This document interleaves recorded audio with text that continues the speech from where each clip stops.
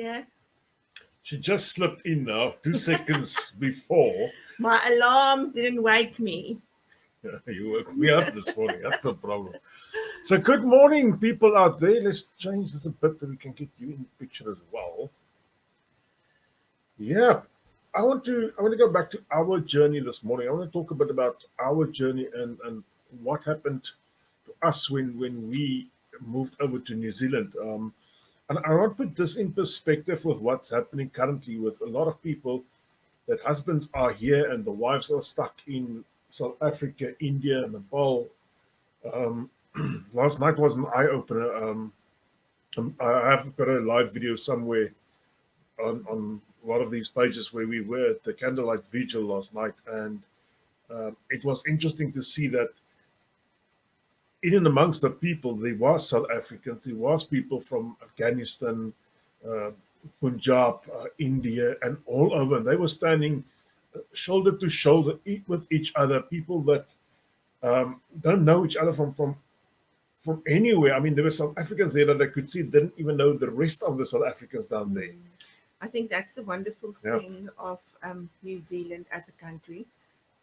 Everyone is Mm, welcome here, and I think no one feels out. that's Everyone right. feels they're in the same boat because they are. Everyone went through the same journey. Doesn't matter who you are, where you're Mm, from, what your background is.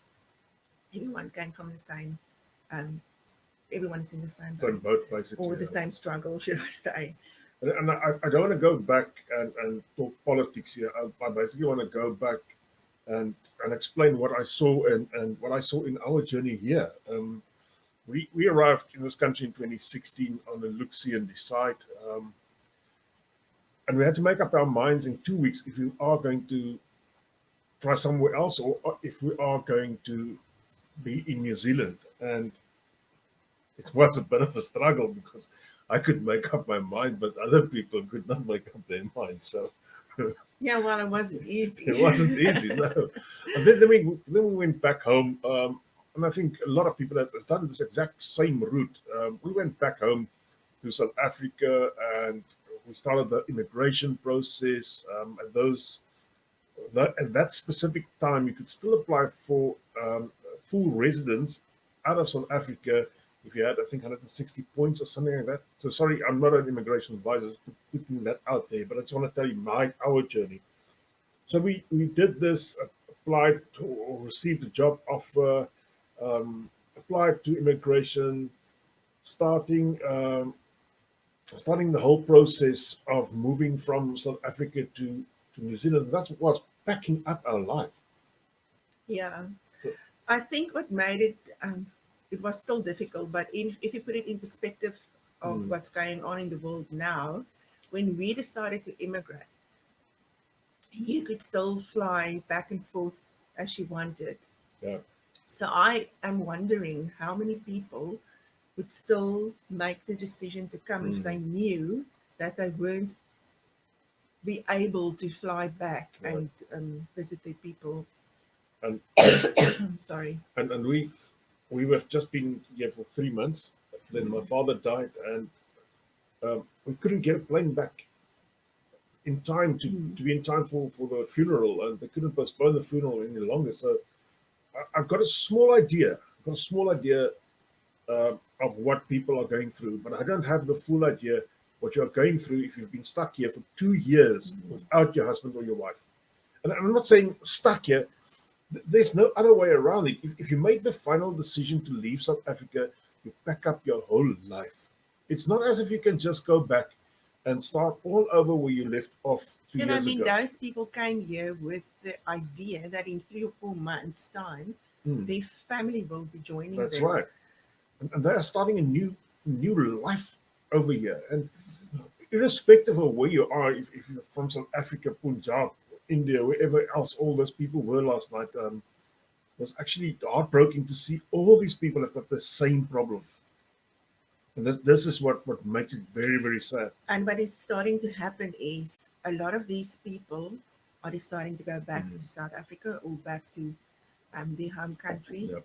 because you don't know how long this is still going to go on. Mm, And you must remember, um, most of the people that came here yes, they did it for a better life, but they also did it, some of them did it only for the money so that they can provide for the people back Back home. home. And now they must decide if they want to stay or if they want to go back because they can't see their people. It's really hard. I just want to run a banner to say I'm not an immigration advisor. So I've been getting immigration people asking me tons of questions this past. I think if we can talk a little bit about how this COVID and not being able to fly has Impacted our impacted lives. us. Yeah. Um, We like to, well, from South African days, we haven't done it yet. From South African days, we love to go and explore a new country every year. And we really saved hard. And then we use our hard earned cash and go to UK where our money was worthless and so forth. We've seen quite a few countries this way around in the world. And since we've been in New Zealand, the first year we worked really hard.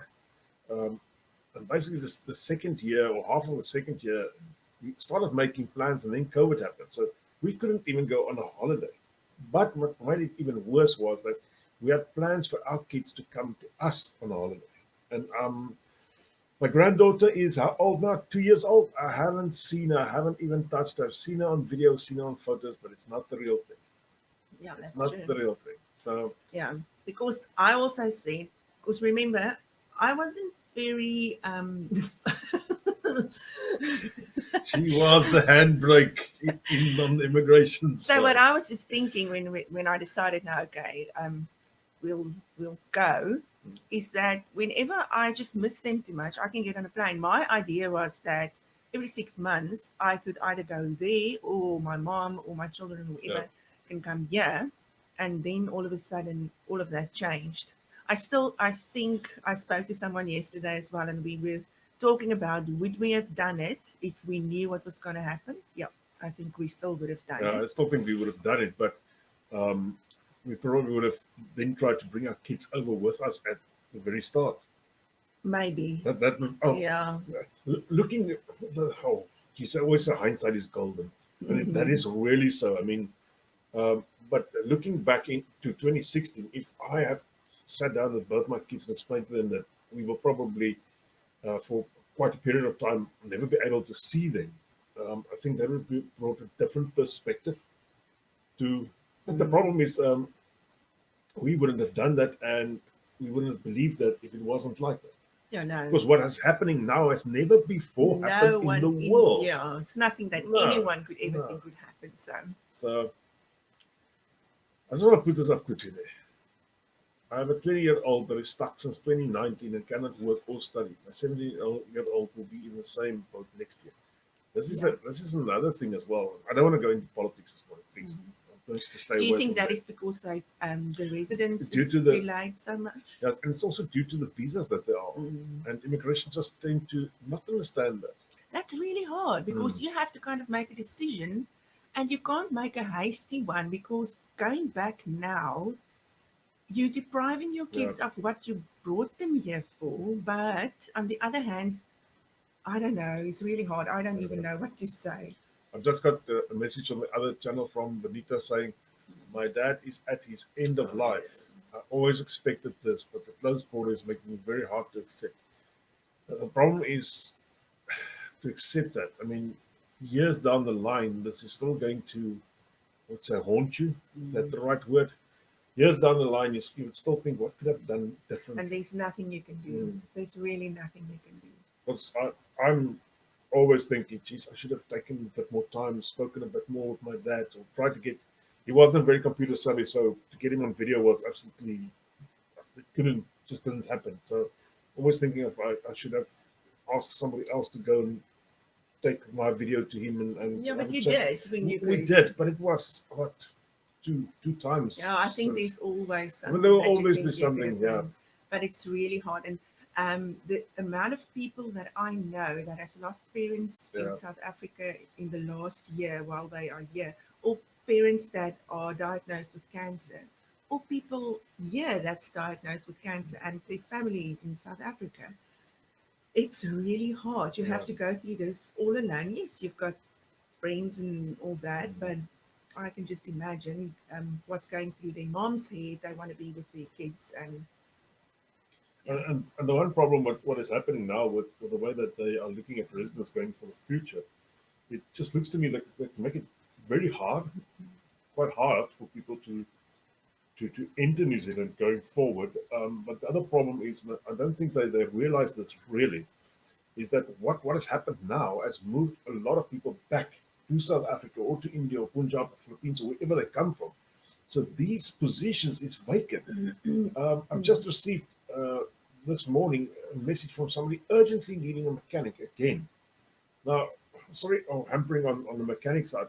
Last night at this vigil, I spoke to a guy there. They are now paying mechanics, listen to this, between $44 and $50 an hour. Just Because there's a shortage, just to keep them there. Because if you don't pay them that, they're going to the next guy that is going to pay that. And there's a massive shortage. I'm talking diesel mechanics. That's only one. That's only one of the tons of opportunities that there is in this country. As soon as the borders open. As soon as the borders open, yeah. Yeah, no one knows what's going to happen. But the good news is that there is 500 extra spaces in managed isolation. Yeah, I heard that they were going to open for some kind of. Yes, I don't know. I saw something, but Jacinda said something on the news yesterday, but I didn't really listen. Yeah. So. Yeah, it's really hard. Well, 2017, 1st of January, our house was packed up. We moved everything into a container. And we thought within 2 weeks, we thought within 2 months we would be in New Zealand. That was our time frame was that short.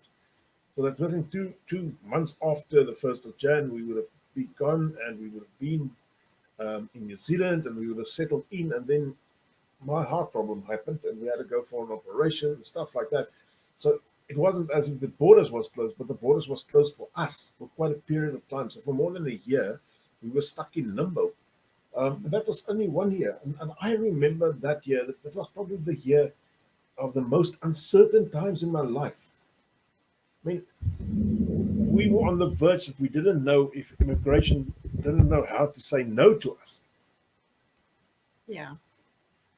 And yes, I had a medical problem. I had a real concern.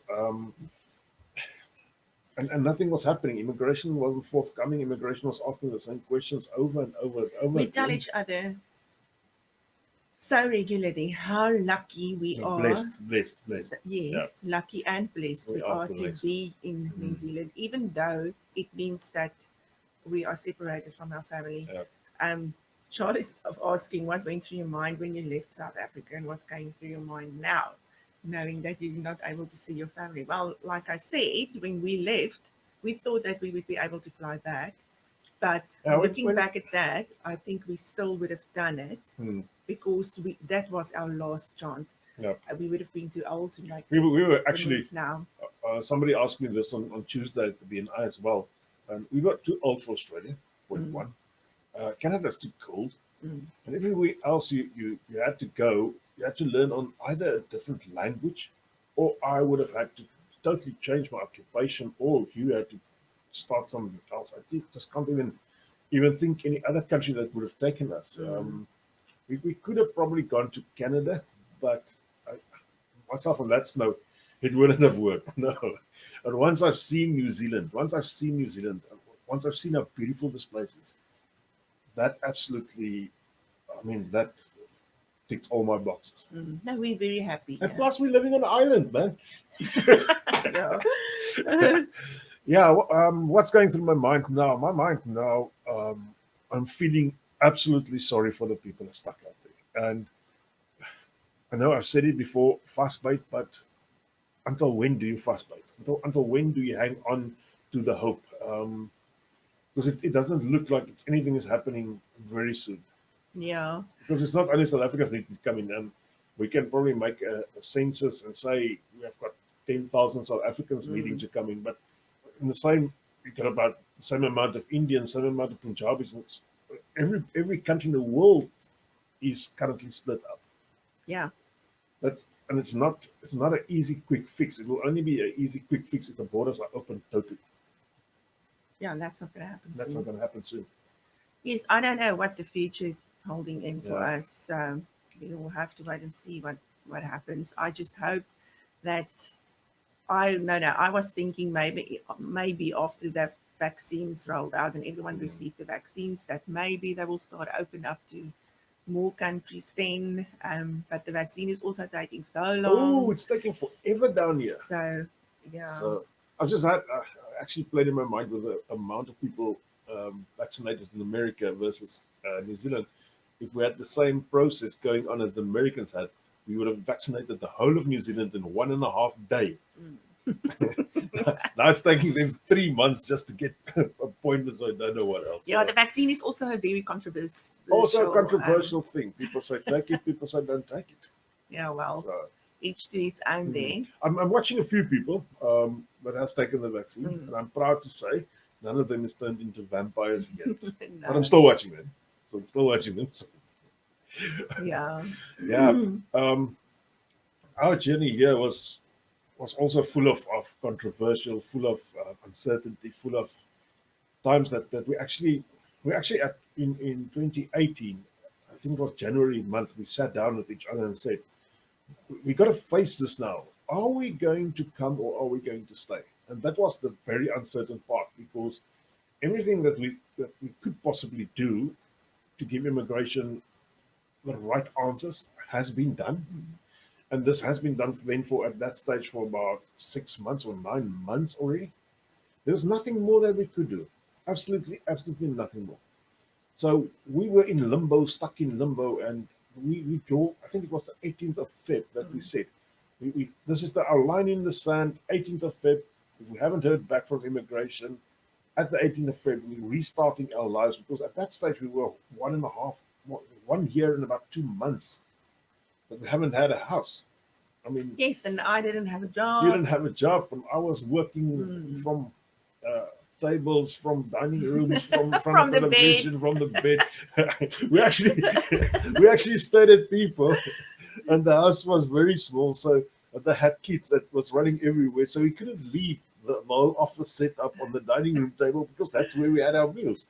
So every evening we packed everything, the printer, the internet, everything went underneath the bed, and then we had tomorrow morning, printer, laptops. It was fun. I don't regret a single day during that time. I think we learned a lot about each other as well.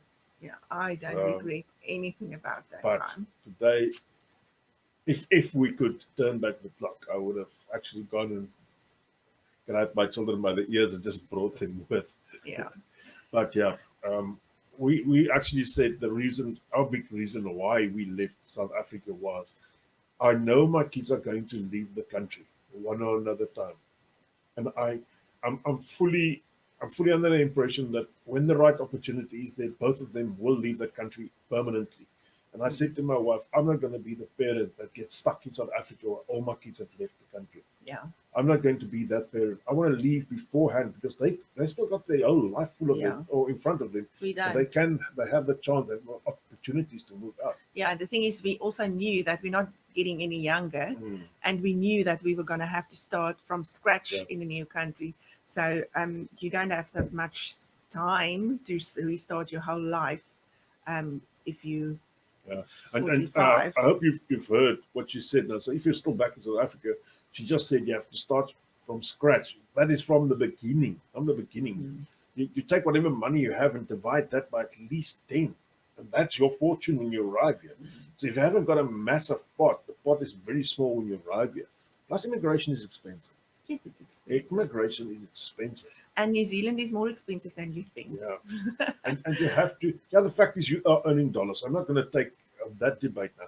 But you have to set up from startup. And most of the setup is in rands. Because when you arrive here, you're not earning dollars from the very first second. I mean, you probably will get money within the first 2 weeks. Thanks. COVID. You probably will get money within the first 2 weeks, but you still need to buy that first month's groceries. You still need to buy food, rent a place. All of that costs money, and you pay with that in rands. And that is normally a heck of a lot. So that takes a lot of out of it's just like again. When we were 20 and we started our lives. Yeah, we didn't have money. We were 48. Yeah, but I mean, everyone must just remember Yeah, it's the same the thing same thing. all over Yeah, from the beginning. So I don't think you're going to get there and just carry on with your life. You're actually starting from scratch, and I, which is also an experience on its own. yeah, and it's not just us. It's everybody. It's everyone. It's It's everybody. everyone. It's everybody. Yeah. So If you you, don't if have to feel like you have to live the life. yeah, Everyone is starting from scratch. yeah, if you had an easy transition from South Africa to New Zealand, just say thank you about that. Yeah. There is some people, and I promise you, some of my clients have got an easy transition. Found Oh, found work. I'm going to take you to the vet this morning. Found work easily, and those are the lucky ones. There is some lucky ones out there. mhm. Question: the being stuck in limbo between where you are and not knowing what immigration is going to decide is definitely hard. How and what did you guys do to stay sane? When we were stuck in limbo. Yeah, I think for me, I had New Zealand as the ultimate destination. That was my prize. There was no second prize. There was no going back to. We lived in Cape Town. We actually decided if we can't come to New Zealand, we are going to move out of Cape Town totally. Yeah. So we were that. I'm not going to use the word desperate, but we were that determined. There's Yeah. determined to leave the country. Yeah. And we also we had a plan B. So it was like we already started to look at houses in places that we think we would move Mm. to, like down the west coast and so. Not the west coast, the is it? We went to Langebaan and those No, places. no, I mean the other way. Oh yeah. George, that area. Yeah. Yeah. What number again? Garden Garden route. route. Yeah. Yeah. So we had a plan B, so, and that is what made it easier for us. And the thing is, he could just start up his business again. If we weren't able to come, he would have been able to just. He didn't Yeah. stop it Continue immediately. basically. Yeah, Yeah. he would just continue Yeah. from where we Mm. stopped. So yeah, the But hardest the thing I plan B, think. the plan. I think sorry about chipping in. The plan B was the one way I did not want to go. Yes, it is Yeah. true. And the other thing is, our son was then, he just finished studying. So that was the other thing. We didn't know how long it would take to immigrate. Mm. So we didn't know, should he start looking for a job or Yeah. what was going to happen. So yes, it's very difficult, but I think we were Mm. very optimistic. But if you've really made the decision to move and that can that determination can be the reason And why I you must stay sane. also say, our whole family, or the family close to us, Yeah. were very supportive. So none of them, I think if someone keeps on telling you, no, man, it's not going to happen, why don't you just stay, whatever, that would have made it difficult. But everyone was supporting us all the time, wanting to know what happened. Are you still going? Is there any news? So we There were was one very or two that's lucky. negative, but I think we just cut them out Yeah, no, immediately. and they were not part of our close Yeah. family. It's just, yeah. So, So no, the people close to us were very supportive, which made it very much easier, should I say? Yeah, so and we kind of supported each other also, because by that time I wasn't down in the dumps anymore, but before that he had a real hard time to keep me grey. positive. Yeah, I really got very sick from, I don't know, my And mind yeah. just. And that was Hmm, before the time we came for our Lucian side, and about I would say 6 months after that, hmm, because that was a time that I thought, geez, yeah. let's just stop this thing. If that'll make you better, let's just stop this. So That is the thing. I also asked someone when I was that sick, I said, if we stop this whole process now, would I feel better? And he said, you probably would. But there was no way that I was going to stop it. I knew I just had to push through. And I knew that somewhere along, I won't feel like that my whole yeah. life. Somewhere along the line, I will feel better. And I'm so glad that we did push through. And the changes I could see in you. I mean, in South Africa, you drove within the suburb, and that was basically your prison. Your confines was within the suburb. If you wanted to go further, I had to take you. And now these days, she get in the car and she just drives. I normally don't even Yeah. know where you are going. So, and that makes it even freer for I me. think it's because you feel safer. Yeah. I don't feel like someone is going to knock out my window. I don't feel like when I get stuck alongside the road that someone's going to harass me or anything. Yeah, I even really worse. just feel much safer, and I think that's what makes it easier. And also, the people don't drive 160 kilometers on a yes, yeah, because I'm quite an anxious driver. I Yeah. don't like driving. I'm So quite when people is anxious. if someone is tailing me all the time, it's really no. doesn't work When for she's me. driving, I'm the anxious Yeah, passenger. but you should drive with him. My word. No, I'm talking when you're driving. Yeah, So, yeah, this is not a lot more to say than, guys, keep it up. yeah, Keep it up. Something has got to give. Somewhere along the line, something has yeah. got to give. And remember, we're all thinking of you all the time. Everyone's talking about the people that's really struggling at the moment. We're all thinking of you. I know that doesn't make it easier, but the thing is, I think what we can say is maybe just hold on for another month and another month Yeah. and another month, just month for month, and it will Because happen. the problem It is if will you go happen. back once, the chances of coming again is basically That's the out of the thing, and I door. think that's what makes it so difficult Yeah. for the people. They know that this is the one chance that they had. If they go back, will they ever have that chance again? I want to reach out and say, if you are really lonely and if you are really, really struggling, wherever you are in New Zealand, if you're a female, speak to Mariska. If you're a male, come speak to me.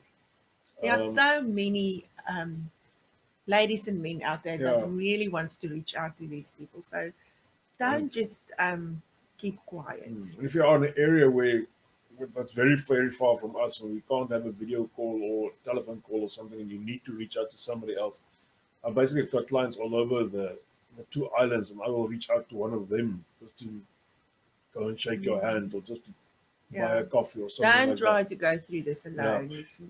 It's not possible. It's No. very hard. So, yeah, well, we can say it's, let me look outside. It's It's raining. raining outside. So, officially, winter season I down think here. Alzon said today is only going to be like 14 degrees or something. Okay, this morning was very cold. Yeah. Started off cold. I think Well- it was 16. No, it was actually 16 inside the house, 10 outside. That's right. We had a nice long summer, so Yeah. we can't moan about it. So we actually wanted to go fishing this weekend, but that looks like it's out. So Lucky that wasn't on my that one wasn't part of your my plan. No. to-do list. All right. Okay. Guys and girls, thanks for listening to us again this morning. To those people that stood in the rain last night, I want to say you are heroes. You are really heroes. You are carrying all of the rest of the immigrants. And in whatever country or whatever city you were, keep it up. Keep it up. There is politicians that's on our side, and really, thanks to those people out there that is fighting this fight for us. It is a tough one, and it's not going to be easily won, but I think we will persevere in the long run. Yeah, just All right. keep it up. Stay strong, stay well. Thanks a lot. Bye. Bye.